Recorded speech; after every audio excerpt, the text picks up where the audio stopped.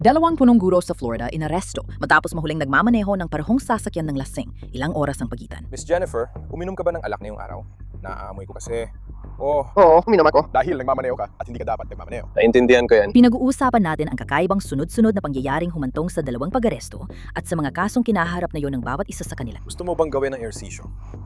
Sige, alam mo ang posibleng masamang mangyari. Sige, Eos, Kyle, Sige lang. ilagay ang mga kamay mo sa likod mo. Ilagay mo ang mga kamay mo sa likod mo. Sige.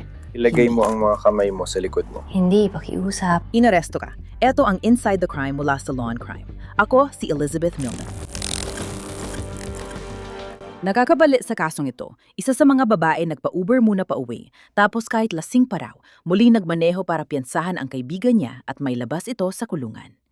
Ika-5 ng Hulyo 2026 sa Claremont, Florida. Alas 2 ng madaling araw, pinahinto ng opisyal ng Claremont Police Department ang nagmamaneho ng puting SUV na pauwi galing sa pagdiriwang na ika-4 ng Hulyo. Uy, magandang gabi. Hi. Uy, alam mo ba? Dalhin mo ang iyong lisensya sa pagmamaneho at Ako? rehistro. Wala akong lisensya. Wala akong lisensya. Pero may kopya ka? Oo, Sige. narinig ko nakasali ako. Teka, nakikinig ka ba?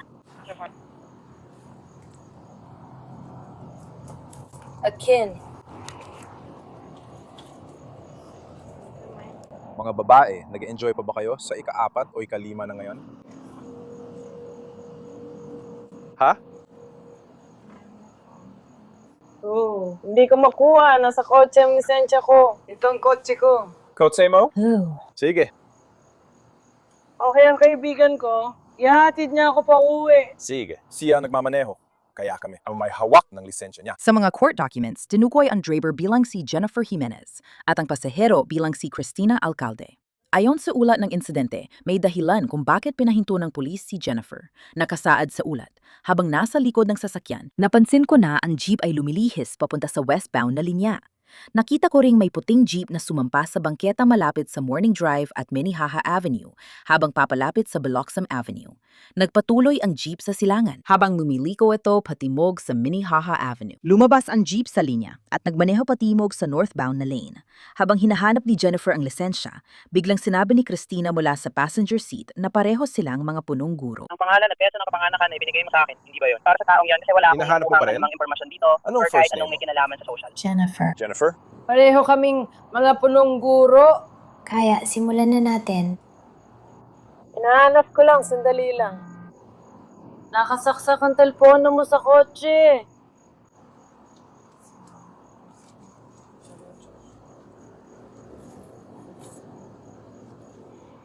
Tinatangkang kong maiuwi siya. Iuwi niya ako. Ayos kami. Kumakapit pa ako. Magaling ang pangalawa. Nakumpirma naming parehong punong guro ang dalawang babae.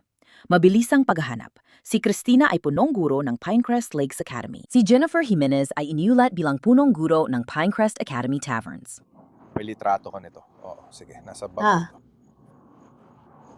Isusulat ko ito.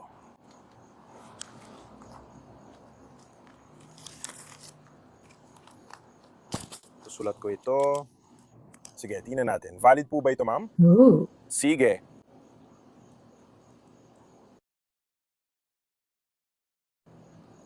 Okay, that's fine. May rehistro ka ba ng sasakyan?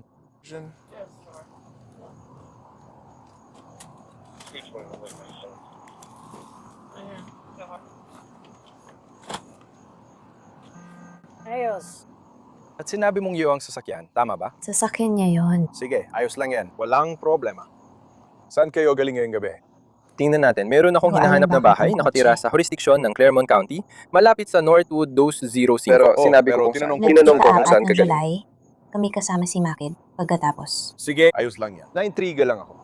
Kakain muna tapos sasakay. Sige. Ayon sa mga dokumento ng korte, habang nasa upuan ako ng driver at kausap si Jennifer, naamoy ko ang alak sa kanyang hininga habang nagsasalita siya. Pati na rin ang pag-ugoy ng kanyang katawan habang siya ay nakaupo sa upuan ng driver at may kontrol sa sasakyan. Kaya siguro nahuhulaan mo na kung ano ang susunod na itatanong. You know, Jennifer, uminom ka ba ng alak na yon? Kasi naamoy ko ito. Uminom ako. Sig. Di ako magsisinungaling sa'yo. Sige, walang problema kung ibibigay mo yan kay Binibining Christina.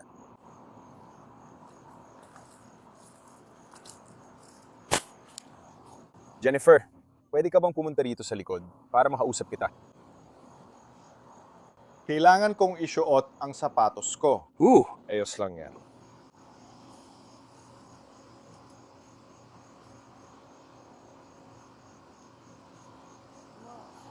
Segmenta, 100 na dito, si Jennifer. 54, nausap ang kolehiyo. 26. Dito tayo sa gilid para hindi tayo mabangga sa kalsada. Magkamamag-anak ba kayo? Or may kaugnayan kayo sa kanya? O ano? Ako ang kanyang matalik na kaibigan. Sige, dito mismo. Magingga ka. Bakit siya ang kumakatawan sa'yo? Nag-aalala siya para sa nag-aalala siya para sa akin. Dito, hindi pwede. Tara, dumaan tayo kung saan may ilaw. Diya lang mismo. Sige, sabihin mo ulit yan.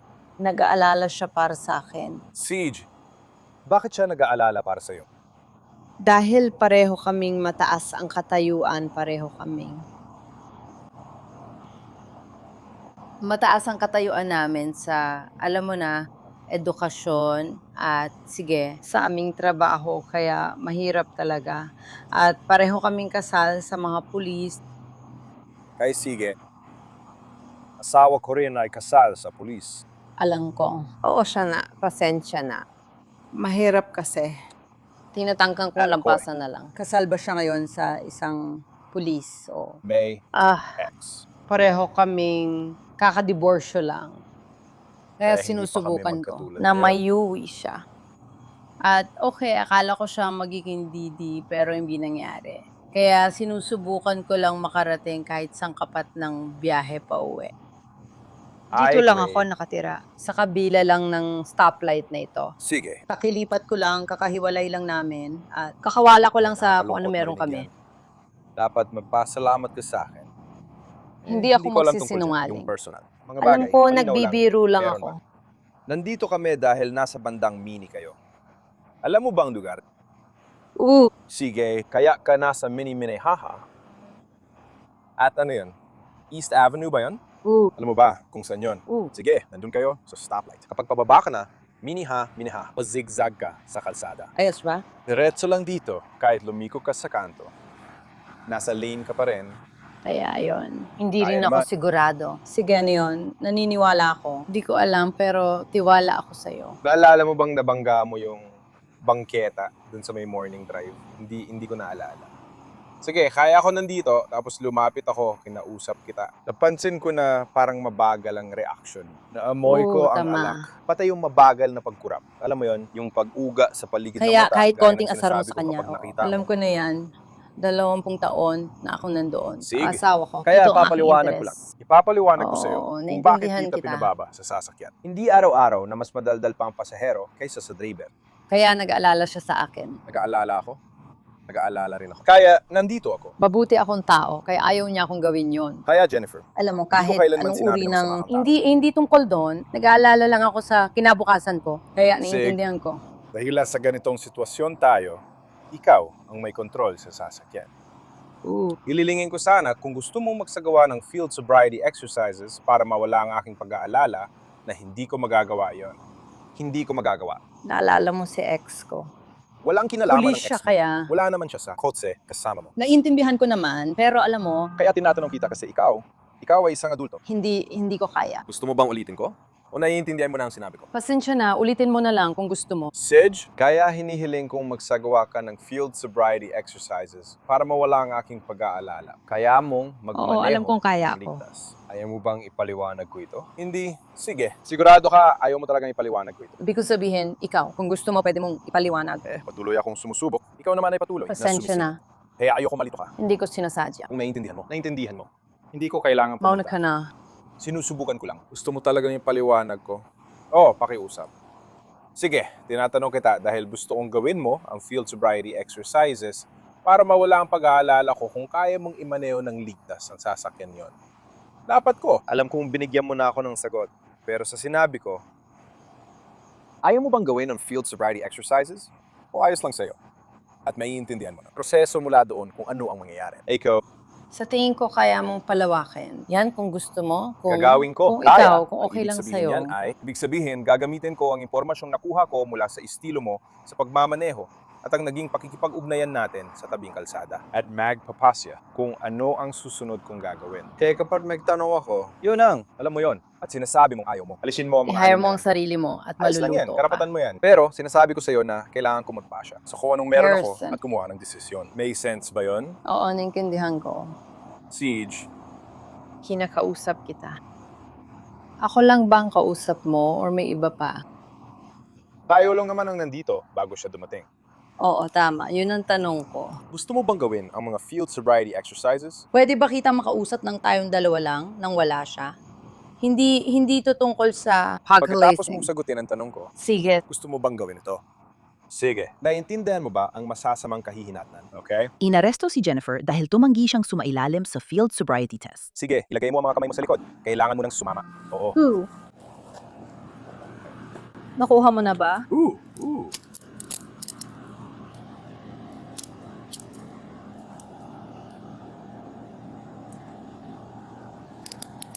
Sige. Tanggalin mo muna ang iyong Apple Watch para hindi ito masira dahil sa cup, ha? Si Posas. Gusto mo bang ilagay ko ito sa kotse? kahit saan mo gusto. Kahit saan mo gusto.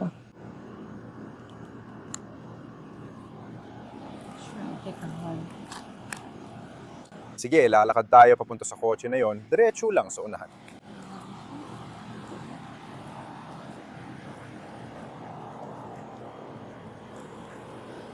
$187. Uy. Alamin mo. Nasa kustodya na si Jennifer. 10-15? Sige, may dapat ba akong malaman tungkol sa'yo? Wala po, May ma'am. matulis, matalim, o katulad? Wala sa bulsa mo? Wala talaga. 317. Pwede mo ba siyang pagganapin ng masasakyan? Bigyan mo lang ako ng 1 minuto. Ayusin muna natin ang bahaging ito at pagkatapos, saka tayo magpatuloy. Sige. Pwede mo. Naghahanap I-remove lang ako kung ng ano man ang abot kahit kailangan ano. niya. Mga bahagi ng katawan or kahit ano. Sige, makikita mo ang iba't ibang bagay. 187, 260. Si Jennifer Jimenez ay kinasuhan ng misdemeanor sa pagmamaneho habang lasing at pagtanggi sa field sobriety test. Sinabihan ng pulis ang kanyang pasahero, si Cristina Alcalde, na maghanap ng masasakyan dahil hindi rin siya nasa tamang kondisyon para magmaneho. Ayon sa ulat ng kaso, agad na nakiusap si Cristina. Nagtanong siya kung pwede ko ulit silang pagbigyan at ihatid pa uwi. Sinabi ko kay Christy na may desisyon na at kailangan na niyang tumawag na masasakyan. Sinabi ni Christy na pareho silang punong guro ng mga paaralan sa lugar at tumutulong sa komunidad at masyado raw kaming mahigpit. Sinabihan ko si Christina na tumawag na ng masasakyan pero paulit-ulit niyang binanggit na pareho silang punong guro at tinanong kung matutulungan ko si Jennifer. Nagbago ang sitwasyon nang mapansin ng pulis sa ulat na may Uber na dumating para kay Cristina at nakuha rin niya ang kanyang susi ng kotse. Sa kanilang ulat, isinulat nila na dapat ding tandaan na malabo ang pananalita ni Cristina sa buong pag-uusap at natitisod siya habang bumababa ng kanyang sasakyan papunta sa Uber. Ngayon, iisipin mo dito na matatapos ang kwento. Pero hindi pa pala. Makalipas ng ilang oras, muling nagmaneho si Cristina. At sa nakakagulat na pagkakataon na parang nauulit lang, pinyara na naman siya sa isa pang traffic stop. Hoy, patayin mo ang makina ng kotse.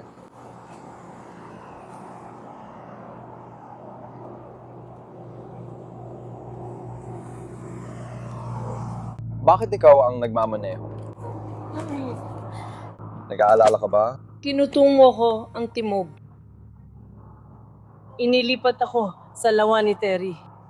Pupunta na lang ako at maghihintay. Sige, nasa ibang lugar na tayo ngayon dahil ikaw ang nagmamaneho. Kahit hindi ka dapat nagmamaneho. Naiintindihan ko yan. Diyan lang siya nakatira, nasa bahay niya ako. Tapos tumawag ako at sinabi nila na nandun siya sa South Lake.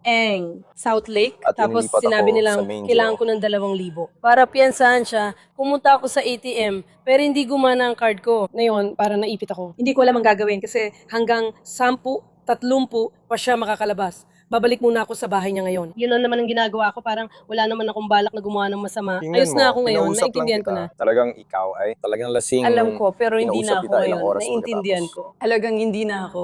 Pangako, hindi na talaga ako. Nag-aalala lang talaga ako tungkol sa kaibigan ko. Tingnan mo, Tumatawag ba siya sa naamoy ko akin? pa rin ito. Kaya Alam mo ko. bang gawin ang mga pagsusuri sa kalasingan? Tinatry ko.